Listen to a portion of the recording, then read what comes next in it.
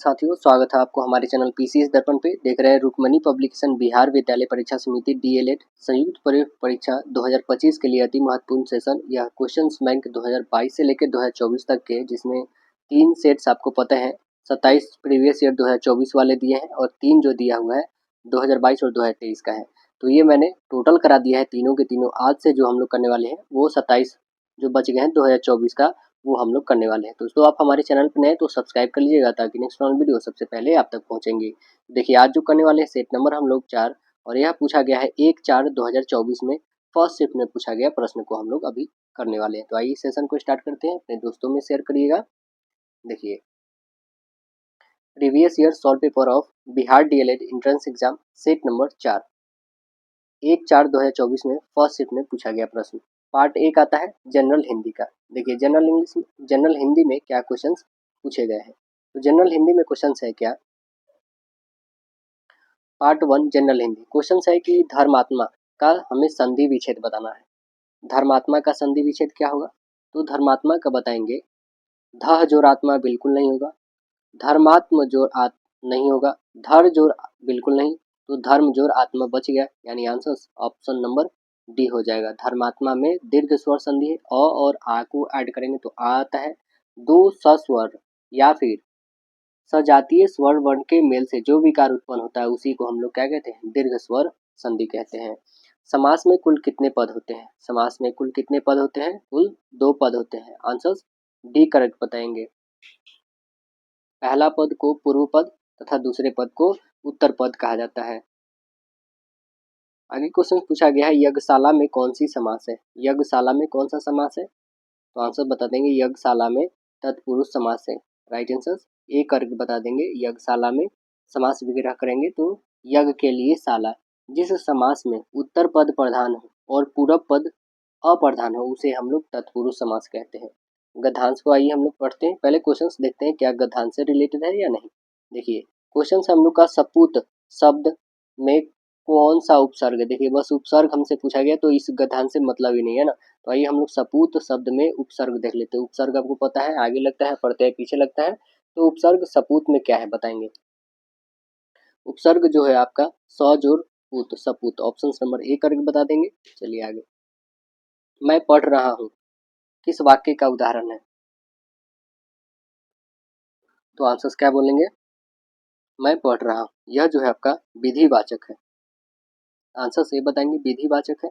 देखिए आगे, एनेक्स्चर के लिए सही परिभाषिक शब्द नहीं है। एनेक्स्चर के लिए आपको नहीं है उसको बताना है। तो देखिए अनुलंघनक है, परिशिष्ट भी है और संलग्न भी है, लेकिन आसंजक नहीं है। आंसर हम लोग का सी करेक्ट बता देंगे।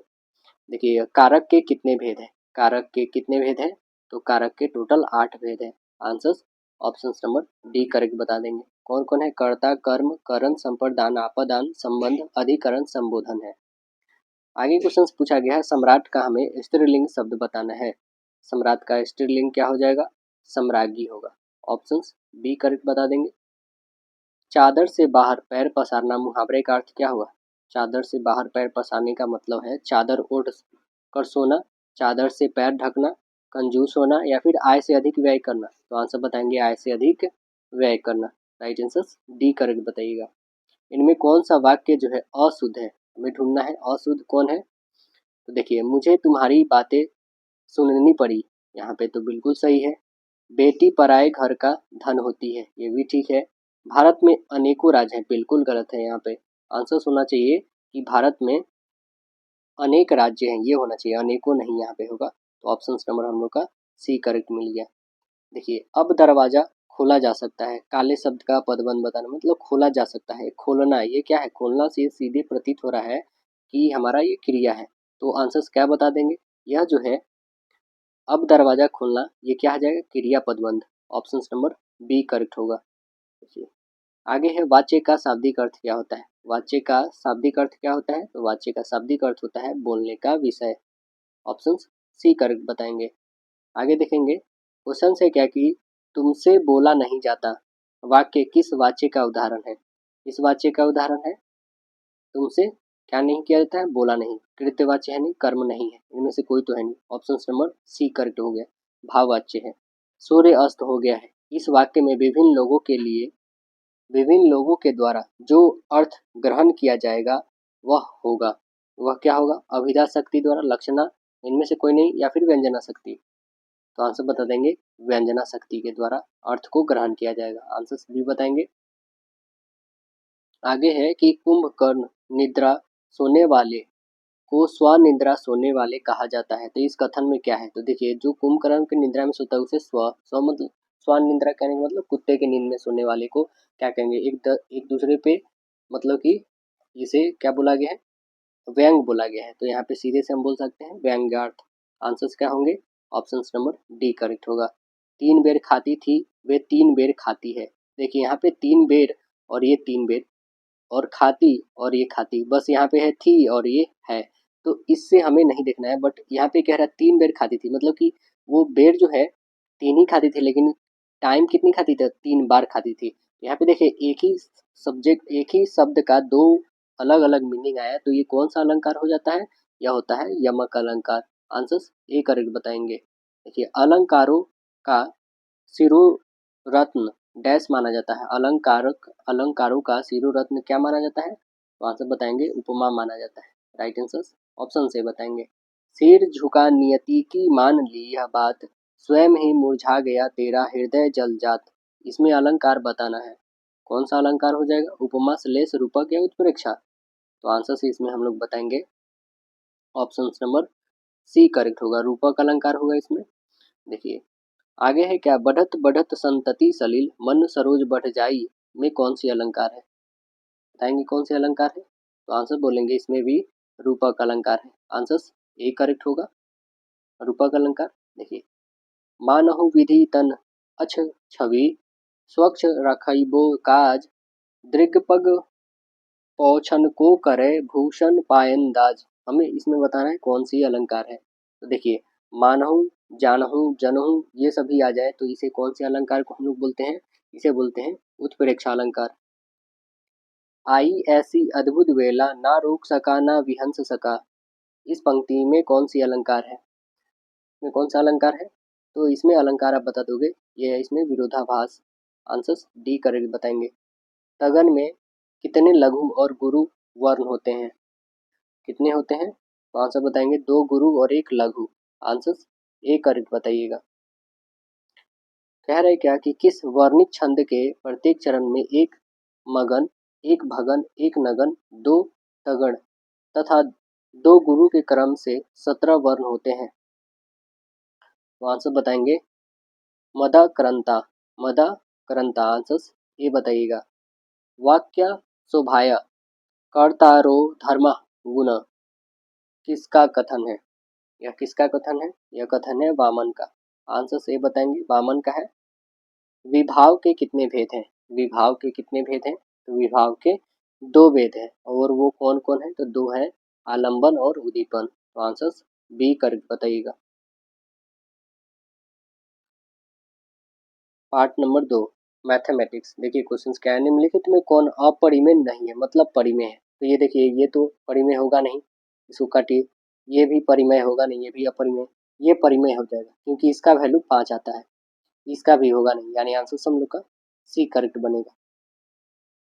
कह रहा है यदि दिया हुआ हम लोग पास कि 47 से 379 में भाग देने से शेषफल 3 बचे, तो भागफल क्या होगा ये हमें बताना है।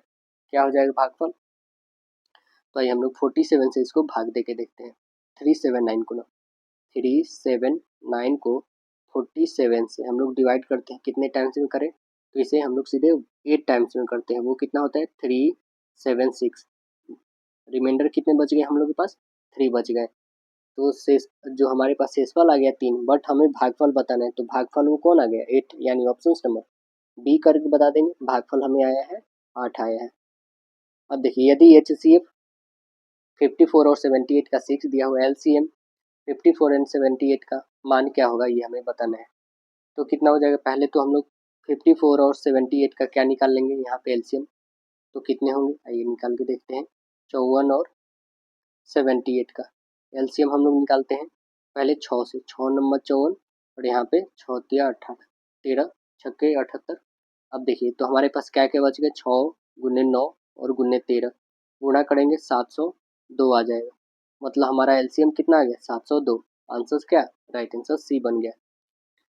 कह रहा है कि त्रिघाती बहुपद लिखा हुआ है एक्स के power cube minus 7x² plus 5x plus 9 के शून्यक ए बी एवं जी है, तो a प्लस बी प्लस जी का मान क्या होगा, ये हमें बताना है। तो देखिए दिया गया हमारे पास जो बहुपद है उसे हम लोग लिखते हैं। ये है x cube minus 7x² plus 5x और प्लस 9 है, ये हमारे पास दिया हुआ है। अब कह रहा है कि a प्लस बी प्लस जी, ये कितना हुआ है, तो ये आप बता देंगे माइनस बी अपॉन ए होगा। क्यों, क्योंकि मूल्यों का योग होता है माइनस बी बाई ए। बस रखेंगे माइनस बी क्या है, तो 7 प्लस में हो जाए, क्योंकि माइनस माइनस प्लस होगा। ए का वैल्यू क्या है, तो 1 है, मतलब आंसर जो आएगा वो 7, यानी ऑप्शन नंबर बी करके बताएंगे। देखिए बहुपद दिया हुआ है x² plus x minus B के शून्यक एक दूसरे के व्युत्क्रम हो, तो b का मान क्या होगा। तो b का मान क्या हो जाएगा, यहाँ पे देखिएगा अल्फा और बीटा एक दूसरे के व्युत्क्रम है, देन हम लोग अल्फा इक्वल लिख लेंगे क्या, 1/बीटा। ना लिखेंगे अल्फा इंटू बीटा इक्वल कितने हो जाएंगे, माइनस बी बाई ए होता है, माइनस बी बाई ए, तो आप लिखेंगे माइनस बी अपॉन 1 हो जाएगा। तो 1/बीटा इंटू बीटा इक्वल हो जाएगा माइनस में बी, तो 1 इक्वल क्या हो जाएगा, माइनस बी, मतलब बी का वैल्यू आप निकालोगे तो माइनस में 1, यानी ऑप्शन नंबर ए करके बता दीजिएगा। यदि यदि युगपत समीकरण निकाय का कोई हल नहीं हो, तो वह समीकरण निकाय क्या कहलाता है, वह समीकरण निकाय विरोधी कहलाता है। आंसर सी करके बता देंगे। दो चर x y में रैखिक समीकरण mx plus B Y plus N equal 0 में कितने अधिकतम हल संभव हो सकते हैं, तो हमें दिखाना है। तो कितने हल संभव हो सकते हैं, यहाँ पे इसके हल जो हो सकते हैं वो होंगे अनंत।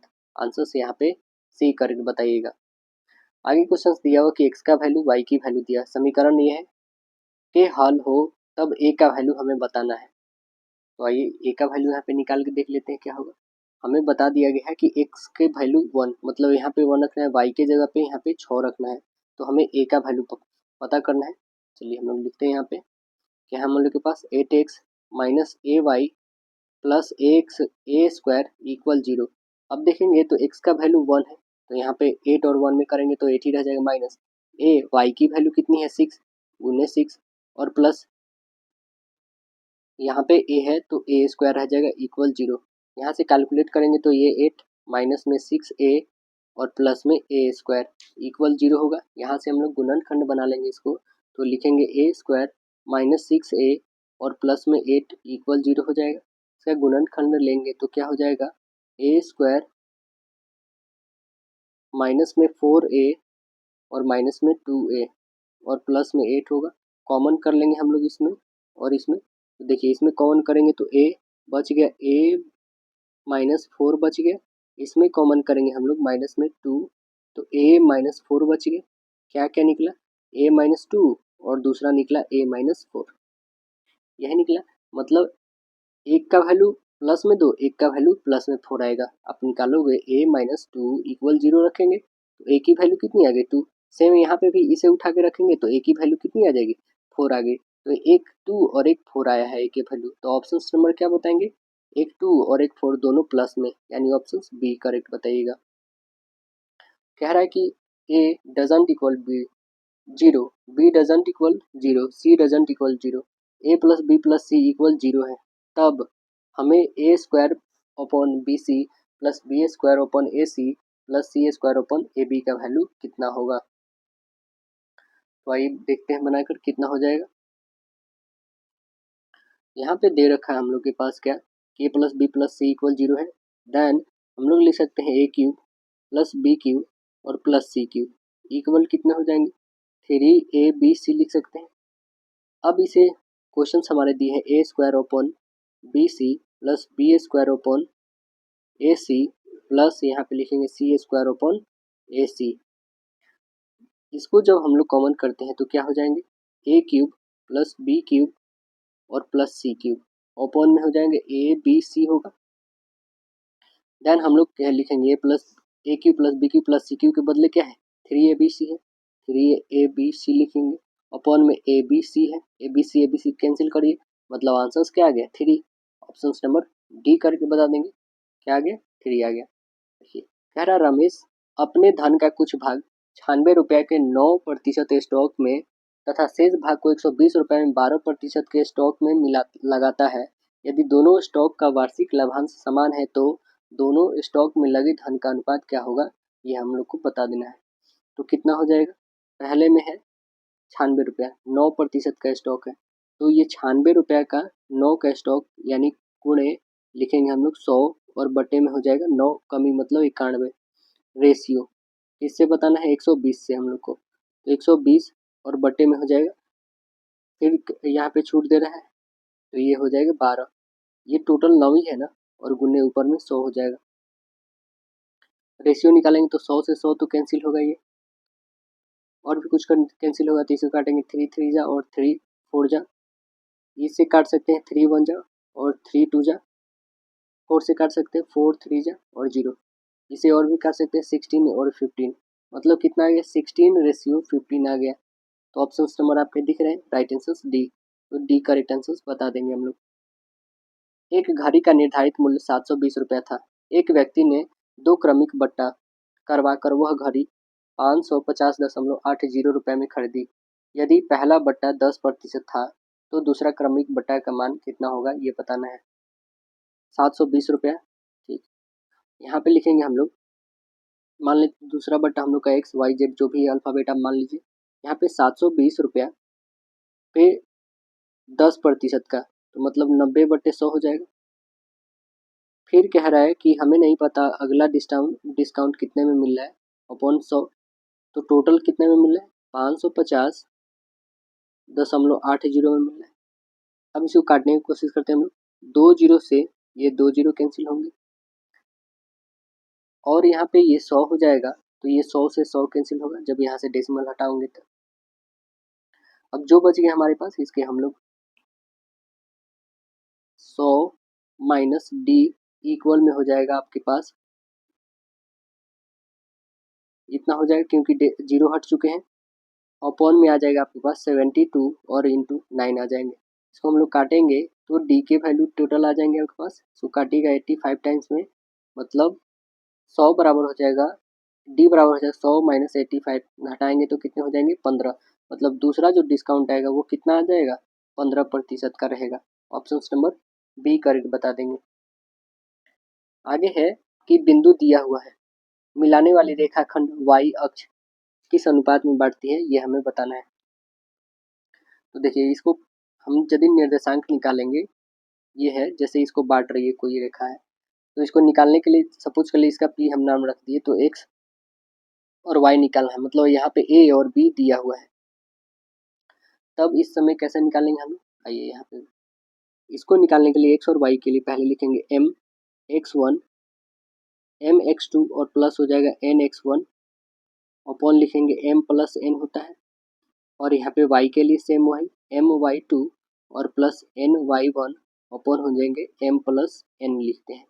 चलिए इसको निकालेंगे हम लोग, तो कितने हैं, ये है 0 और y, क्योंकि y अक्ष के लिए निकालना है, इक्वल में m की वैल्यू m ही रहने दो, क्योंकि x2 कितनी है हमारे पास 1 है, तो 1 में मल्टीपल करेंगे तो इतना ही रह जाएगा, माइनस में 3n होगा, अपॉन में m प्लस n ही रह जाएगा, इसका निकालिएगा तो ये हो जाएगा माइनस में 2m और माइनस में 4n अपॉन में m प्लस n ही रहेगा। इसका हम लोग निकालेंगे तो ये 0 इक्वल में हो जाएगा m माइनस 3n अपॉन में लिखेंगे m प्लस n होंगे, मतलब 0 बराबर क्या लिखेंगे कि m माइनस 3n, तो m की वैल्यू कितनी आ जाएगी, m का वैल्यू आप बता दोगे यहाँ पे कि 3n, m का वैल्यू बता देंगे कि 3n आ गया। तो हमें रेशियो बताना है m और n का, तो m और बटे n कर लो, मतलब 3 और बटे 1, 3 और 1 के रेशियो कौन है, तो ऑप्शन नंबर आप बता देंगे 3 और 1 का ratio, right answer B correct है, 3 और 1 का रेशियो। बिंदु दिया हुआ है 3, संरेखीय है, तो a प्लस बी क्या होगा, आइए देख लेते हैं a प्लस बी क्या हो जाएगा। यहाँ पे देखेंगे तो इसका सीधे से हम लोग क्षेत्रफल वाला फॉर्मूला लिखते हैं। क्षेत्रफल का फॉर्मूला क्या होता है, 1/2 x1 1/2 x1 into y2 minus y3 plus में होता है x2 y3 माइनस y1 और प्लस हो जाएगा x3 y1 माइनस y2। बस इसी पे रख दीजिए सभी का वैल्यू। आपको पता है ये x1 ये x2 ये x3 होता है, y1 y2 y3 होता है, बस ऐसे ही रखना आपको। तो हमारे पास कितने हो जाएंगे, 1/2 यहाँ पे रखिएगा तो 1 और ये हो जाएगा b माइनस 1 प्लस ये हो जाएगा 0 और ये हो जाएगा 1 माइनस 1 1 माइनस 0 है ये भी, और प्लस में लिखेंगे 1 इंटू 0 माइनस b। इसे आगे सॉल्व करेंगे हम लोग तो कितने आ जाएंगे, आगे सॉल्व करेंगे तो 0 इक्वल लिखेंगे हम लोग a b minus a plus 0 minus b होगी। इसका वैल्यू निकालेंगे हम लोग 0 a b minus a plus b होगा, मतलब हम सीधे से लिखेंगे a plus b equal a b होगा। तो आंसर्स हम लोग का क्या बनेंगे, आंसर्स बता देंगे कि राइट आंसर्स बी आया है हम लोग का। आधुनिक गणितज्ञों के अनुसार अपरिभाषित पद कौन सा है, बताइए कौन सा है अपरिभाषित, तो वो है बिंदु। आंसर्स ए करेक्ट बताएंगे, बिंदु है। एक समकोण त्रिभुज के कर्ण 25 है, दो शेष भुजाओं में से एक भुजा 5 सेंटीमीटर लंबी है, तो दो भुजाओं की लंबाई हमें बताना है कि वो कितनी है। तो देखिए यहाँ से एक समकोण बना दी, कर्ण दिया हुआ 25, एक कह रहा है कि यदि ये x है तो अगला x प्लस 5 है, यही नहीं कह रहा है कि 5 एक दूसरे से ज़्यादा है। तब यहाँ पे कैसे निकालेंगे कि हम लोग कह सकते हैं कि ये जो होगा, हमने नाम रख दिया ए बी सी नाम रख दिया कि ए सी का होल स्क्वायर जो होगा ना, ए बी के whole square plus B C के होल स्क्वायर के बराबर होगा, बिकॉज हाइपोटेनस इक्वल होता है परपेंडिकुलर का होल स्क्वायर प्लस बेस का होल स्क्वायर। बस हम लोग इसी फार्मूला का यूज करेंगे यहाँ पे और इसे बनाने का कोशिश करेंगे। तो hypotenuse square equal perpendicular plus base का होल स्क्वायर, इसको रखते हैं हम लोग। कितना वैल्यू था, 25 का करोगे तो कितने आ जाएंगे 625 625 आ जाएंगे, स्क्वायर करेंगे प्लस पी का वैल्यू कितना, एक्स हमने में आना था तो एक्स रखेंगे, और बी का कितना था तो एक्स और प्लस 5 का होल स्क्वायर कर देंगे। चलिए इसे हम लोग सॉल्व करते हैं तो 625 तो रहेगा ही, ये एक्स स्क्वायर हो जाएगा प्लस में ये ए प्लस बी का होल स्क्वायर है तो ये X square plus B square और प्लस में हो जाएगा 2 ए बी हो जाएगा, मतलब 5 2 10 एक्स हो जाएगा। ये एक्स कितने हो जाएंगे 2x स्क्वायर और प्लस ये 25 और ये हो जाएंगे 10x। ओके, अब देखिए ये 25 प्लस में है तो इधर जाके घट जाएगा, तो इधर भेजेंगे तो 625 में से 25 घटा देंगे तो 600 बच जाएगा सीधे इधर। तो हमारे पास ये स्क्वायर में है, कितने बच जाएंगे, हम लोग के पास बच जाएंगे यहाँ पे 2x स्क्वायर प्लस 10x और माइनस में बच जाएगा 600 इक्वल 0। यहाँ से हम लोग 2 कॉमन कर सकते हैं तो हमारे पास बचेगा एक्स स्क्वायर प्लस 5x और माइनस में 300, क्योंकि उधर जाके 0 हो जाएगा 2 डिविजिबल में। अब यहाँ से गुणनखंड हम लोग निकाल सकते हैं, तो गुणनखंड निकालेंगे तो एक्स स्क्वायर प्लस में हो जाएगा 20x और माइनस में होगा 15x और माइनस में 300 इक्वल 0। इसमें कॉमन करते हैं तो x कॉमन करेंगे तो x और प्लस हो जाएगा 20, माइनस में 15 कॉमन करेंगे तो x माइनस हो जाएगा 20, x प्लस होगा माइनस माइनस प्लस, तो यहाँ पे हमारे पास क्या बचेगा कि x प्लस 20 और दूसरा जो आ गया x माइनस 15। इससे यदि वैल्यू निकालते हैं तो x की वैल्यू माइनस में 20, इससे निकालेंगे तो x की वैल्यू 15 आ जाएगा। ओके, तो आपने पॉजिटिव वाले वैल्यू को लेना है, तो पॉजिटिव वाला वैल्यू कौन है, x का वैल्यू 15 है। तो देखिए 15 जब x का वैल्यू आ गया तो दूसरा कितना हो जाएगा, x प्लस 5 था मतलब 20, 20 और 15 वाला देखेंगे कौन सा ऑप्शन, ऑप्शन नंबर आपका राइट आंसर बी करेक्ट है। देखिए आगे दिया गया नीचे चित्र है, एपी रेखा है, एपी क्या है, एक रेखा है, एपी बराबर ओपी, एपी बराबर जो है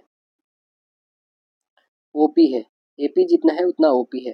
तो हमें ओ पी ए एक त्रिभुज है, कैसा ओ पी ए कैसा त्रिभुज है, तो देख रहे हैं जब ये और ये दोनों इक्वल है तो एक समद्विबाहु है और प्लस में समकोण भी है, तो क्या बन जाएंगे ये ऑप्शंस नंबर आप बता दीजिएगा कि ये समकोण तो है बट ये समद्विबाहु भी है, तो आंसर हम लोग का ए करेक्ट बता देंगे। देखिए एक कमरे के 4 दीवारों को प्लास्टर कराने की लागत 25 रुपये है। लंबाई, चौड़ाई और ऊंचाई में 2 बार कमरे को प्लास्टर कराने की लागत क्या होगा?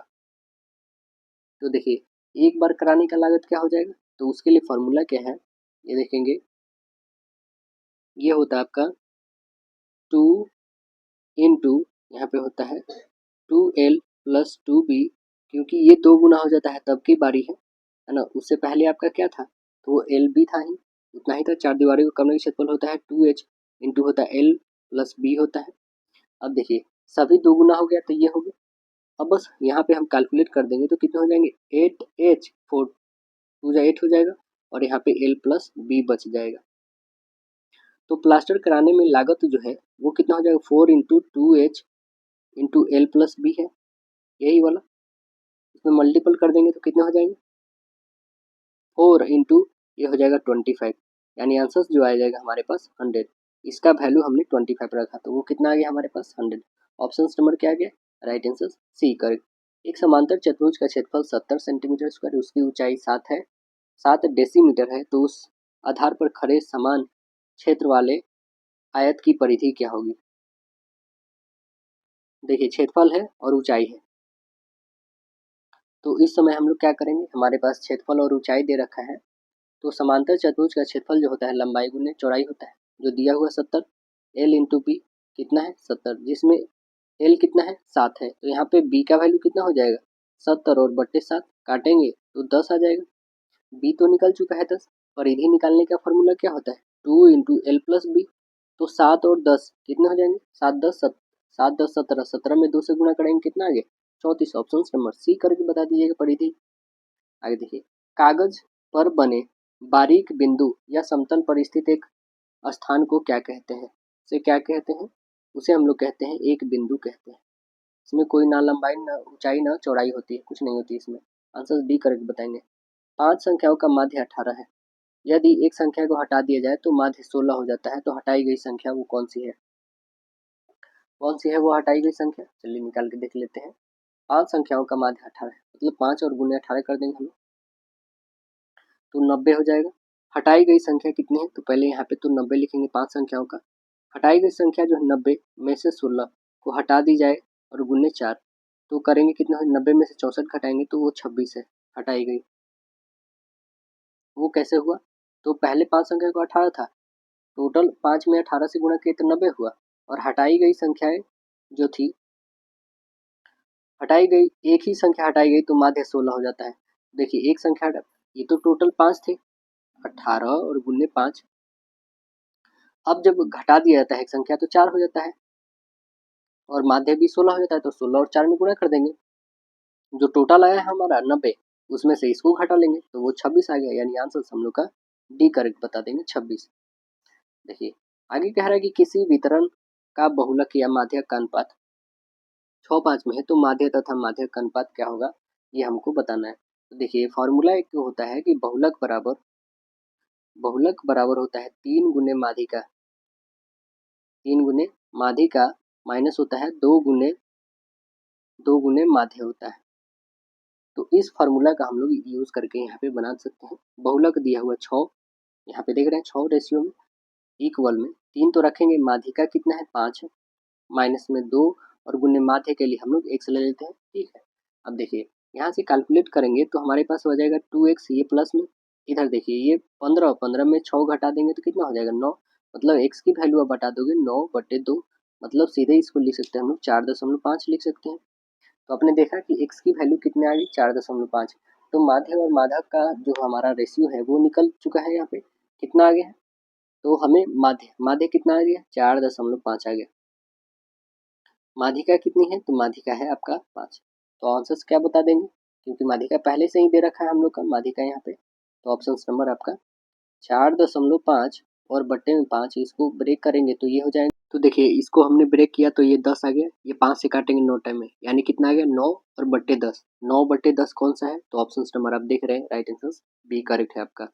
आगे कह रहा है कि निम्नलिखित में किसका माध्यक एवं बहुलक का मान समान है, तो किसका मान समान है, देखिए फॉर एग्जाम्पल हम लोग ऑप्शन नंबर बी उठा के ही देख लेते हैं, जैसे कि 1 3 3 3 5 है, टोटल कितने संख्या है? 5 है। तो ये 5 संख्याओं को पहले तो असेंडिंग ऑर्डर में है ही, इसका माध्य यदि निकालेंगे सभी को इंक्लूड करेंगे 5 3 8 3 11 3 14 1 15, 15 को यदि हम लोग 5 से डिवाइड करेंगे तो 3, ये हमारा क्या आ गया? माध्य आ गया। माध्य हम लोग याद रखेंगे, माध्य कितना आ गया है? वो आ चुका है हम लोग के पास 3 आ गया है, क्योंकि 15 थे तो माध्य आ गया 3। अब देखिए जब माध्य आ गया तो माध्यक निकालते हैं, माध्य की संख्या जो 3 है वही तो हो जाएंगे यहाँ पे। तो आंसर हम लोग का टोटल क्योंकि 5 है तो 5 और प्लस 1 छठा, मतलब छठा 6 को आधा करेंगे n प्लस 1/2 होता है, क्योंकि विषम संख्या के लिए तो टोटल 5 है, 5 प्लस 1 6, 6 का आधा 3, मतलब तीसरे नंबर पे 3 आ रहा है। तो ये मीडियन भी हमारे पास 3 आ चुका, बहुलक भी 3 आ गया। क्यों? क्योंकि सबसे ज़्यादा बार आए हुए 3, यानी ऑप्शन नंबर बी ही करेक्ट होगा हम लोग का। आगे कह रहा है कि 7 sine square theta plus 3 cos square theta equal 4 है, तो tan थीटा का वैल्यू हमें बताना है कि क्या होगा। तो देखिए यहाँ पे हम लोग लिखेंगे कि 7 साइन स्क्वायर थीटा प्लस में है 3 कॉस स्क्वायर थीटा इक्वल में है 4 हमारे पास। देखेंगे यहाँ पे हम लोग 4 साइन स्क्वायर लिख सकते हैं और प्लस में 3 साइन स्क्वायर लिख सकते हैं, ऐसे लिख सकते हैं, और प्लस में 3 कॉस रहते हैं, कॉस स्क्वायर इक्वल में 4 है। अब देखिए 4 साइन स्क्वायर थीटा यहाँ पे रहने देते 4 साइन स्क्वायर थीटा, इसमें कॉमन कर लेते हैं हम लोग क्या, प्लस में 3 कॉमन, तो हमारे पास हो जाएंगे साइन स्क्वायर और प्लस बचेगा कॉस स्क्वायर, इक्वल में 4 तो है ही। अब देखिए sine square plus cos square equal 1 होता है, तो यहाँ पे हमारे पास हो जाएगा 4 साइन स्क्वायर प्लस हो जाएगा 3 इक्वल में 4, ये जाके उधर घट जाएगा, यानी 4 साइन स्क्वायर इक्वल हम लोग लिखेंगे क्या 1।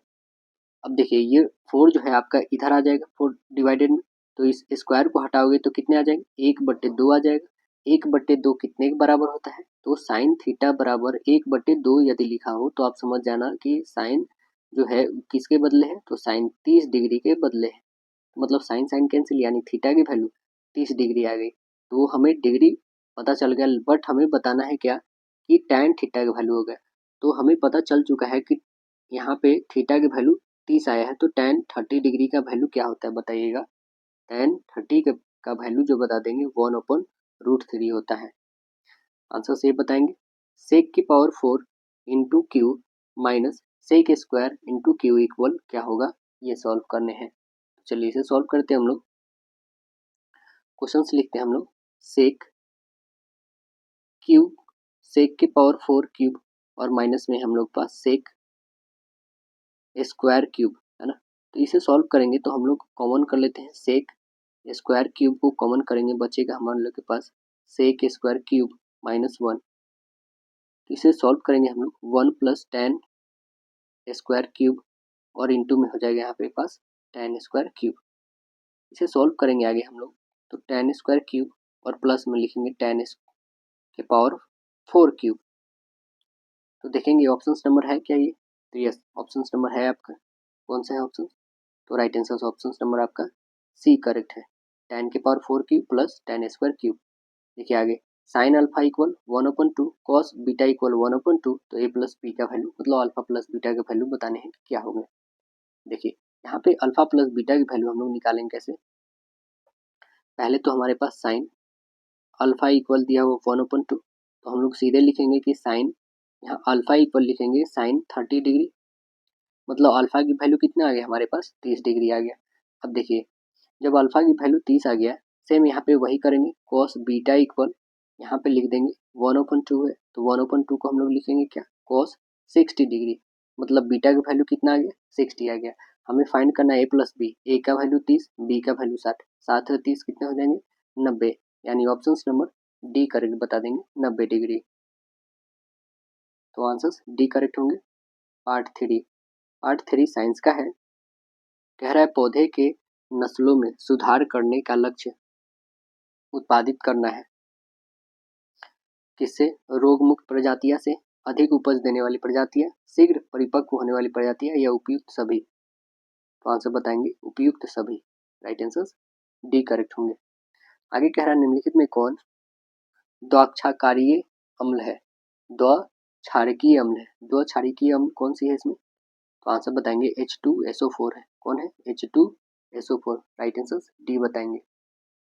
देखिए आगे क्वेश्चन कह रहा है क्या, निम्नलिखित में कौन प्रोपोनयिक अम्ल है? कौन सा है प्रोपोनयिक अम्ल? तो आंसर्स बता देंगे। इसमें प्रोपोनयिक अम्ल जो है ऑप्शन नंबर आपका राइट आंसर बी करेक्ट है, प्रोपोनयिक अम्ल। आगे क्वेश्चन कह रहा है कि मिट्टी का घर गर्मियों के मौसम में ठंडा तथा जाड़े के मौसम में गर्म होती है, क्योंकि मिट्टी उष्मा का क्या होता है? क्योंकि मिट्टी जो है उष्मा का कुचालक होता है। आंसर बी करके बताएंगे।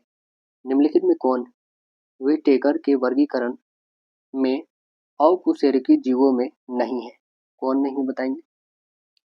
तो आंसर बताएंगे मोलास्का है, एनेलिड्स भी है और पॉलीहेप्टेमेलिथिनिन्स भी है, बट प्रोटोजोआ नहीं है। आंसर डी करेक्ट बताएंगे। जिन कोशिकाओं में गुणसूत्रों के 2 से अधिक पूर्ण सेट होते हैं क्या कहलाते हैं? वह कहलाते हैं बहुगुणित। आंसर सी करेक्ट बताएंगे। निम्न में से किस ईंधन को पर्यावरण स्नेही माना जाता है? किसको माना जाता है? तो आंसर बताएंगे संपीड़ित प्राकृतिक गैस को, सीएनजी को माना जाता है। राइट आंसर डी बताइएगा। मानव मस्तिष्क निम्नलिखित में से कौन सा भाग बुद्धि और चतुराई का केंद्र है? बुद्धि और चतुराई का केंद्र कौन है? तो आंसर बताएंगे सेरिब्रम। राइट आंसर ए बताएंगे सेरिब्रम है। निम्नलिखित में से किसमें त्रिगुणित केंद्रक पाया जाता है? किसमें पाया जाता है? फल, बीज, युग्मज या भ्रूण पोषण में? तो आंसर बता देंगे भ्रूण पोषण में। राइट आंसर डी होंगे। कोई कण एक समान चाल से एक वृत्त के अनुदिश गति कर रहा है, तो कण की गति बताइएगा कैसा होगा? कण का गति कैसा होगा? एक विमीय, अस्थानांतरित, दोलन या द्विविमीय या 2 आयामी? तो आंसर बताएंगे option number B. Capital G का वर्तमान वैल्यू स्मॉल जी का पूछा जाए तो 9.8 मीटर पर सेकेंड स्क्वायर बताएंगे। हमें कैपिटल जी का वैल्यू बताने हैं, कितने हो जाएंगे कैपिटल जी का वैल्यू? तो आंसर बताएंगे 6.67 इंटू 10⁻11 न्यूटन मीटर स्क्वायर पर KG square. Right answer A बताइएगा। 900 केजी पर मीटर क्यूब घनत्व का एक ठोस तेल पर तैरता है, वह तेल 1000 केजी पर मीटर क्यूब घनत्व के पानी पर तैरता है, तो तेल का घनत्व केजी पर मीटर क्यूब में होना चाहिए। कितना होना चाहिए? तो देखिए इसे कितना होना चाहिए, जो पानी का घनत्व है अपॉन 2 लिखेंगे तो कितने हो जाएंगे 900 और प्लस में है 1000, सभी डेंसिटी है, अपॉन में 2 लिखेंगे तो कितना हो जाएगा 1900 को आधा कर दीजिएंगे तो कितना हो जाएगा 950। आंसर ए करके बता देंगे।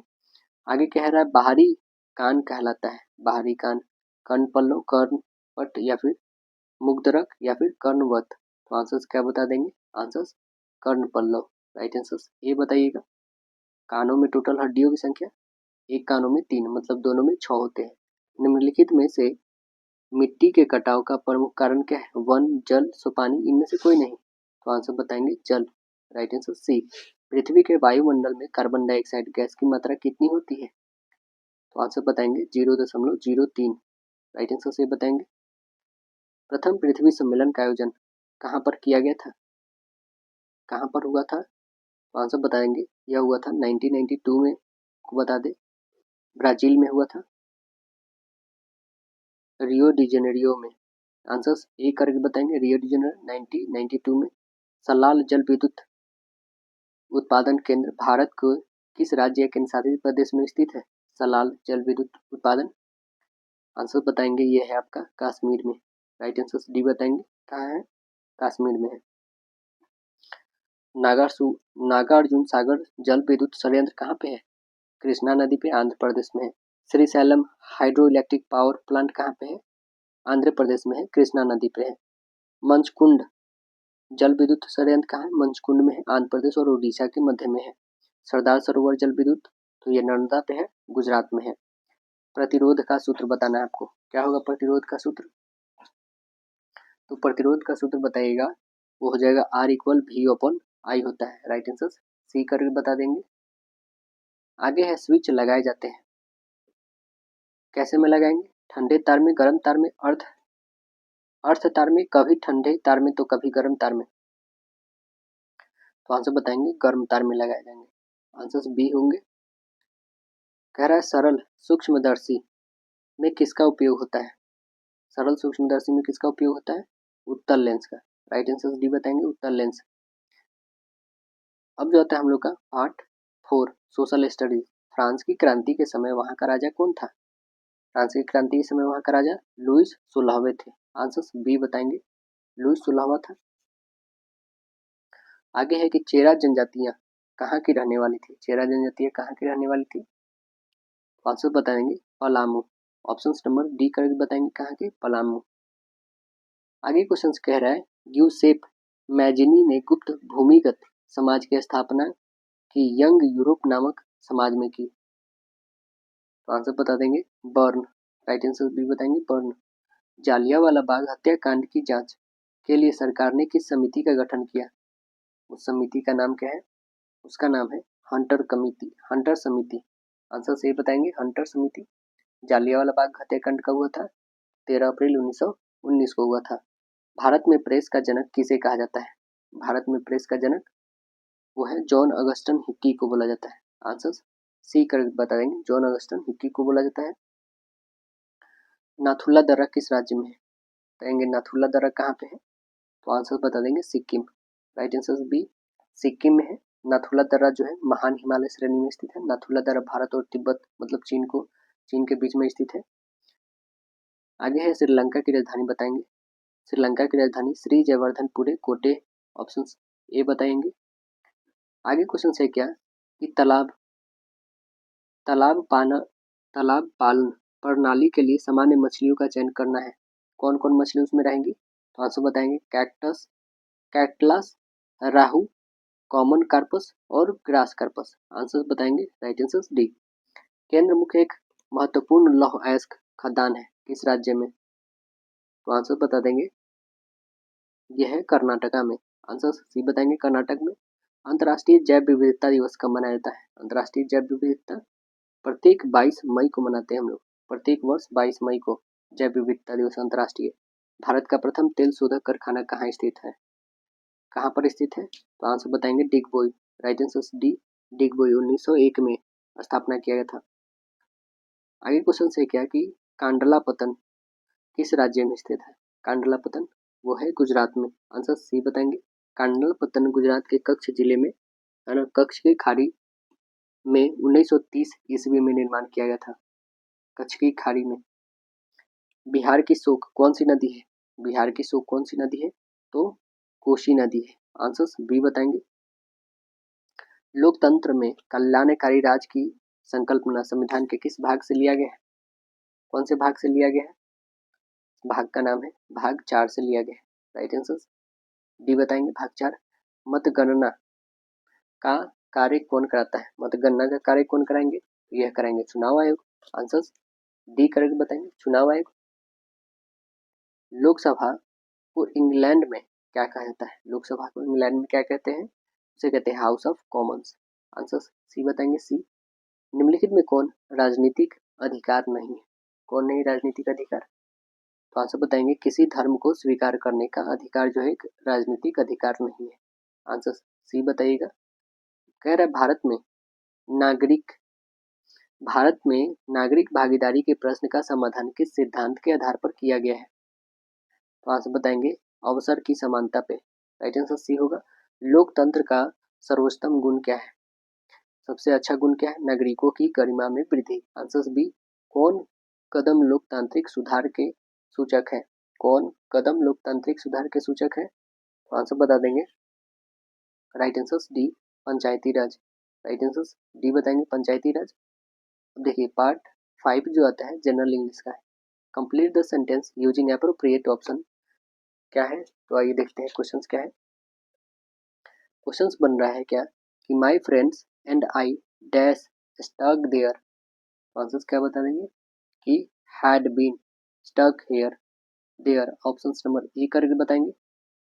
आगे क्वेश्चन पूछा गया है identify the tense used in a given sentence welcome to the ceremony. यहाँ पे हमें बताना है कि कौन सी टेंस का यूज किया गया। टेंस का नाम है present indefinite tense. Answer B correct होंगे। Select the most appropriate option to change sentence from direct speech to indirect. Narration बनाने के लिए did you see that the red car my brother asked. तो मेरे भाई ने पूछा क्या तुमने लाल कार को देखा है? तो आंसर्स क्या बताएंगे my brother dash where I dash that red car. तो आंसर बनेंगे यहाँ पे कि my brother asked me where I had seen the that red car. Answer C correct होंगे। देखिए आगे, select the most appropriate option to change sentence from direct speech to indirect speech. कह रहा है कि Nancy said we went for a summer trip last year. तो answer बताएंगे यहाँ पे, Nancy said that dash for a summer trip dash. Options होंगे यहाँ पे, राइट आंसर्स डी होंगे। क्या है कि Nancy said that they went for a summer trip the previous year. Answer d correct होगा। आगे कह रहा है कि pick out the non finite verb या verbs in a sentence given below. क्या है, he made me listen, he made me listen. यहाँ पे नॉन फाइनाइट वर्ब्स जो होंगे हमारे, यहाँ पे लिसेंट होगा। ऑप्शंस बी करेक्ट बताइएगा। Pick out the non finite verb in a given sentence. We hate seeing a child cry, we hate seeing a child cry, इसका क्या इसमें नॉन फाइनाइट वर्ब्स होंगे, तो इसमें सीइंग और क्राई दोनों होगा non finite verbs. Answer d बताएंगे। A sentence has been given in active voice. Out of 4 alternative given below select the one which best express the same sentence in a passive voice. इसको हम लोग बनाएंगे क्या कि we drove him out of the train. अब देखिए इसको हम लोग कैसे बनाएंगे पैसिव वॉइस में, तो इसे बनाएंगे हम लोग क्या कि he was driven out of the train. Answers बनाएंगे right answers c. Which of the following sentences has not a correct punctuation mark. आइए देख लेते कौन नहीं है सही मार्क। कह रहा है कि मे गॉड ब्लेस यू, बिल्कुल सही है। What a beautiful side it is, नहीं, यहाँ पे भी एक्सक्लामेशन का सिंबल देना चाहिए। यह चकित वाली बातें कह रहे, क्या ही सुंदर साइट है ये, तो यहाँ पे भी एक्सक्लामेशन मार्क्स होना चाहिए। ऑप्शन नंबर आपका बी करेक्ट होगा कि यही गलत है यहाँ पे। देखिए, what is the purpose of hyphen in a sentence. Hyphen का क्या मतलब होता है एक सेंटेंस में, आंसर बता देंगे। क्या होता है, वो होता है टू ज्वाइन वर्ड्स टुगेदर, वर्डों को ज्वाइन करने का काम। आंसर सही बताएंगे। Fill up the blank with the correct option. My mother was proficient dash English, बताइए, तो बताएंगे in English. Option number b बताएंगे in English. Fill up the blank with the correct option. क्या है, she has been reading a novel dash morning. Answers क्या बताएंगे यहाँ पे, सिंस मॉर्निंग। आंसर सी होंगे। Choose the suitable combination of sentences. क्या है, the accused was guilty, he admitted this in court। तो इसे क्या बताएंगे, आंसर्स बनाइएगा। Option number a, the accused admitted in court that he was guilty। Answers option number a बन जाएंगे। Find the suitable cohesive device for the following sentences. You will not succeed dash you try harder. तो answers क्या बताएंगे यहाँ पे, answer बनेगा unless. Option number सी बताएंगे unless. Select the alternative which best express the meaning of items या phrases. Cock and bull story, cock and bull story कहने का क्या तात्पर्य है, इसका मतलब है मनगढ़ंत कहानियाँ, मनगढ़ंत कहानियाँ। तो बताइएगा इसका क्या आइडेंटिफिक बताइएगा।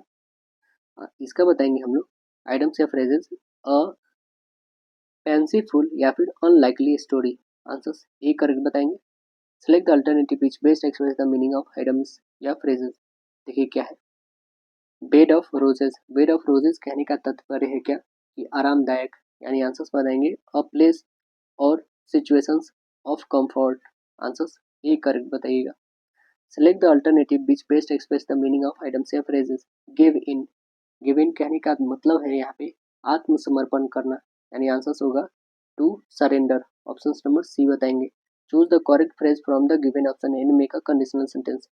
Dash you admit to a crime if you did not commit it. तो आंसर बताएंगे यहाँ पे, would you admit to a crime if you did not commit it. Answer C correct बता देंगे।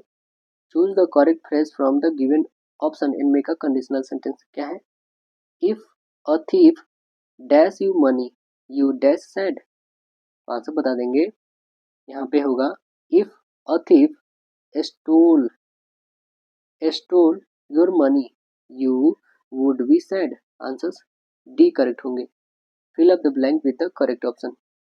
Everyone dash rewarded, everyone was rewarded. Answers ये बताइएगा।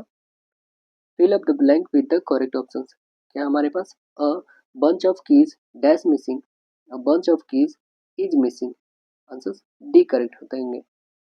अब देखिए आता है part number 6, logical and analytical reasoning. देखिए क्वेश्चन क्या है इसमें, थर्मामीटर तापमान मापता है तो ओपिसोमीटर क्या मापता है? ओपिसोमीटर मापता है दोस्तों, आपको बता दें रेखाएं।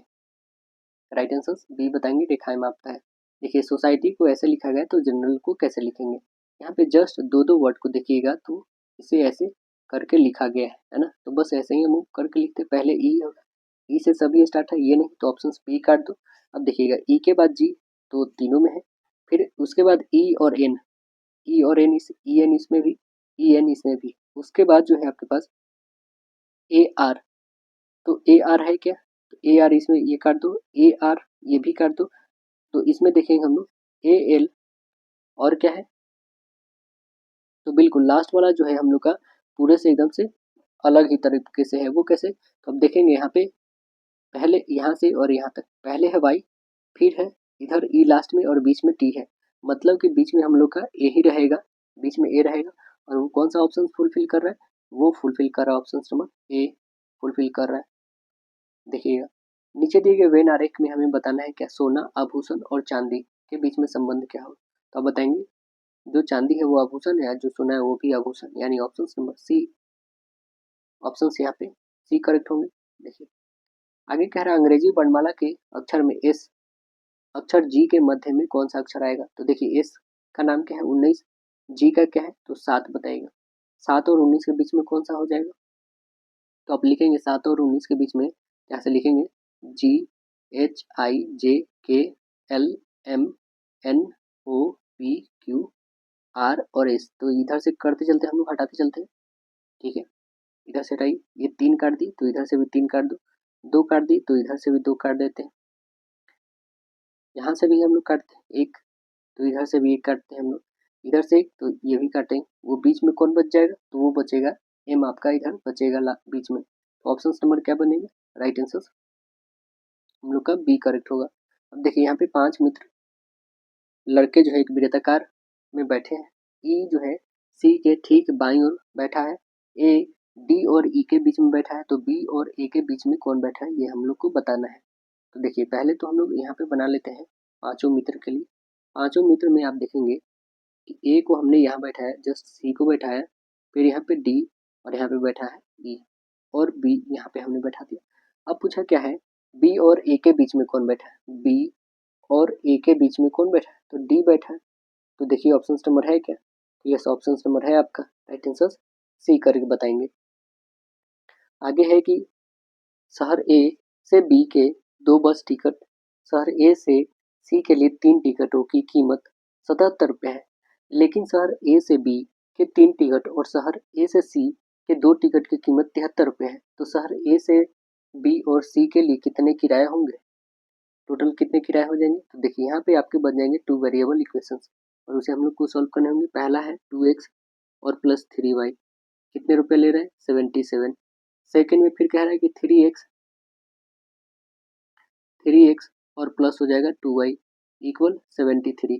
अब देखिए first equation and second equation को हम लोग कर लेते हैं इक्वल, इसमें मल्टीप्लाई बाई 3 और इसमें मल्टीप्लाई बाई 2, तो 3 2 जा 6 ये हो जाएगा 6x प्लस ये हो जाएगा 9y इक्वल इसमें करेंगे ये हो जाएंगे 2 3 1 और इसमें करेंगे हम लोग तो ये 6x ये हो जाएगा प्लस में 4y ये हो जाएगा आपके पास 40 146 हो जाएगा। चलिए इसे कैलकुलेट करते हैं, माइनस माइनस माइनस तो ये कट जाएगा, ये घटाएंगे तो 5y आ जाएगा और इसको घटाएंगे हम लोग 231 में से तो कितने हो जाएंगे हम लोग के पास 85 हो जाएगा। इसको काटते हैं तो y की वैल्यू कितनी आ जाएगी 17, y की वैल्यू हम लोग के पास 17 आ गया। कोई भी इक्वेशंस में आपको मन करे 1 आपको मन करे 2 तो इसमें y की वैल्यू रखिए और वहाँ से x की वैल्यू निकल जाएंगे, मतलब यहाँ 2 के जगह पे रखने होंगे 17, मतलब ये 34 हो जाएगा यहाँ पे। तो x की वैल्यू हमारी आ जाएंगी, आप वैसे फाइंड करेंगे तो यहाँ पे लिख देते हैं 2x प्लस 3 और इंटू हो जाएगा 17 इक्वल 77 है। इसे सॉल्व करेंगे तो कितने हो जाएंगे हमारे पास 2x की वैल्यू सीधे निकालते हैं 77 माइनस 17 और 3 में गुणा करेंगे तो 51, 77 में से 51 घटाइएगा तो कितने आ जाएंगे हमारे पास 26, तो 77 में से 51 घटाएंगे तो 26 आया। यहाँ से x की वैल्यू फाइंड करेंगे, 2 इधर डिवाइडेड में आ जाएगा, 2 से काटेंगे तो कितने आ जाएंगे यहाँ पे 13, मतलब x की वैल्यू जो आ गया हमारे पास कितना आ गया 13 आ गया। जब x की वैल्यू हमारे पास 13 आ गया तो शहर A और B तक का किराया हमें निकल चुका है 13, लेकिन B और C तक का किराया कितना है, तो B और C तक किराया जो आप निकाल लेंगे तो वो हो जाएगा 17 रुपया, है ना। इसको भी निकाल लेंगे हम लोग कोई भी इक्वेशंस में रख के, तो आंसर जो हमारा आएगा 13 और 17, देखिए कौन सा है, तो ऑप्शन नंबर बता देंगे, वो है ऑप्शन नंबर आपका B correct, right answer B हो जाएंगे। देखिए निम्नलिखित प्रश्न में विकल्पों को चुनिए जो दिए गए प्रश्न वाचक स्थान पे आने वाले हैं, तो देखिए क्या आ जाएंगे यहाँ पे, यही हमें बताना है ना। तो देखिए 3 और 17 को ऐड करेंगे तो 20 आ जाएंगे, 20 4 24, 24 में 11 जोड़ देंगे तो 35, टोटल सम करें हैं तो हम लोग कितना है 35। आइए देखते हैं इसको कितना आ रहा है, ये 10 और ये 2 12, 12 और 16 ऐड करिए, 16 और 7 ऐड करेंगे, इन सभी को भी ऐड किए हैं तो कितना आ गया हमारे पास 35, तो इन सभी को ऐड करने पे भी हमें 35 ही चाहिए। तो आप खुद देखो ये 15 और 15 ऐड कर लो, 15 और 13 कितने हो जाएंगे 28 हो जाएंगे, 28 और 6 कितने हो जाएंगे 28 और 6 आप बता दोगे 34, तो इसमें चाहिए कितना, मात्र एक ही तो चाहिए, तो 35 हो जाएगा, यानी आंसर एक करेक्ट, मतलब ऑप्शन नंबर ए सही हो जाएगा यहाँ पे। देखिए आगे कह रहा है कि इसमें श्रृंखला कौन सा परिपूर्ण करेगा, 544, 509, 474, 339, तो आगे क्या आने वाला है। देखिए यहाँ से माइनस हुआ है 35, यहाँ से भी 35, यहाँ से भी 35, तो आगे भी 35 ही घटा दीजिए, तो 35 घटा दीजिए कितना हो जाएगा 0 4 और ये 4, मतलब 404, देखिए ऑप्शन नंबर ए करेक्ट बनेगा। यदि सोमवार किसी महीने की 5 तारीख को पड़ता है तो इस महीने की 26 तारीख के दिन 3 दिन बाद कौन सा दिन होगा, ये हमें बताना है। तो देखिए 5 तारीख का दिन सोमवार है, 5 तारीख से यदि 26 तारीख तक कुल दिनों की संख्या यदि काउंट करेंगे तो कितना हो जाएंगे 21 हो जाएंगे, 26 से 5 के बीच में 21 दिन हो जाएंगे, 21 को हम 7 से डिविजिबल करते हैं तो कितने आ जाएंगे 0, 0 आ गया, मतलब सीधे से हम बोल सकते हैं कि जो 26 तारीख का दिन है वो भी सोमवार होगा, सोमवार और प्लस 0 दिन तो सोमवार ही, यानी आंसर हम लोग का जो आएगा वो आंसर ये ही रह जाएगा, सोमवार होगा। देखिए लड़कियों की पंक्ति में रीता और मोनिका क्रमशः बाएं छोर से 9वें और दाएं छोर से 9वें और बाएं छोर से 10वें स्थान पर है, यदि वे अपने स्थान को आपस में बदल लेती हैं तो रीता और मोनिका क्रमशः बाएं से 17वें और दाएं से 17वें और बाएं से 18वें स्थान पे आ जाती है, तो पंक्ति में कुल कितनी लड़कियां हैं ये हमें बता देना है। देखिए यहाँ पे क्वेश्चन कहा गया है कि एक लड़की की पंक्ति है, यहाँ पंक्ति हमने बना दिया, रीता और मोनिका है, ठीक है, यहाँ पे रीता हमने डाल दिया और यहाँ पे मोनिका। अब कह रहा है क्या कि रीता जो है दाएं छोर से, रीता जो है दाएं छोर से, अच्छा ओके, यहाँ पे रीता जो है दोस्तों दाएं छोर से है, रीता इधर से है और मोनिका बाएं छोर से है, दाएं छोर से रीता है और मोनिका जो है दाएं छोर से ये 9वें स्थान पे है रीता, है ना, और बाएं छोर से 10वें स्थान पे है और ये जो है 10वें स्थान पे है, ठीक है। अब वे स्थान आपस में बदल लेती है, मतलब यहाँ पे रीता आ जाती है, यहाँ पे मोनिका आ जाती है, ठीक है। अब आपस में बदल लेती है तो रीता और मोनिका, रीता जो है अब यहाँ पे जो रीता आ गई है यह रीता दाएं से 17वें, दाएं से कितने 17वें पे आ जाती है रीता, ठीक, और यह जो है बाएं से कितने आ जाती है, बाएं से 18वें पे आ जाती है, बाएं से 18वें पे आ जाती है, तो हमें पंक्ति में बता देना है कि टोटल कितने संख्या है। तो आप खुद बताइए जब रीता बाएं से 10वें पे आ गई है, पहले रीता जो थी यहाँ पे थी, है ना, अब जो है यहाँ चलाई है 17वें स्थान पे, तो हम लोग यहाँ पे सीधे रखेंगे कि पंक्ति में कुल संख्याएं जो हो जाएंगी वो हो जाएंगी कितनी 10 और प्लस 17, ये जो था 10 और प्लस 17 को ऐड करेंगे, इसमें से एक घटाएंगे क्योंकि इसी व्यक्ति को 2 बार काउंट किया जा रहा है, तो दोनों को ऐड करें 27 में से एक घटाइए यानी 26, आंसर हम लोग का क्या बनेगा, राइट आंसर बी बनेगा। आप चाहेंगे तो इसका भी ले सकते हैं, मोनिका का भी, दोनों को ऐड करके एक घटाइए तब भी उतना ही आंसर आपके आएंगे। तो आशा है दोस्तों वीडियो पसंद आया होगा, फिर मिलते हैं नेक्स्ट सेशन में, जब तक के लिए धन्यवाद।